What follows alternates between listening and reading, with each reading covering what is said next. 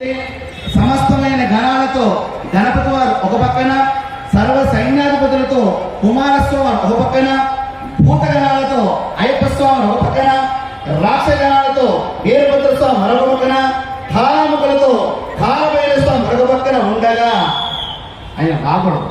స్వామి మధ్యలో రాకూడదు. ఎలా విష్ణువు ఎందుకు?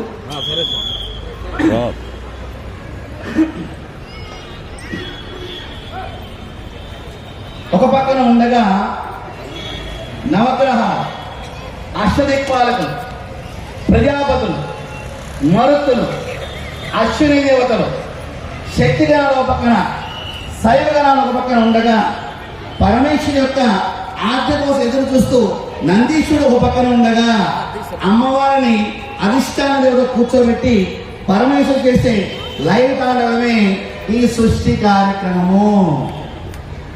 ఇటువంటి సమయంలో ఒక చిన్న దీపారాధన వెలిగిస్తే 3 కోట్ల అవనండి 33 కోట్ల అవనండి అందరికీ దీపారాధన వెలిగించినట్టే.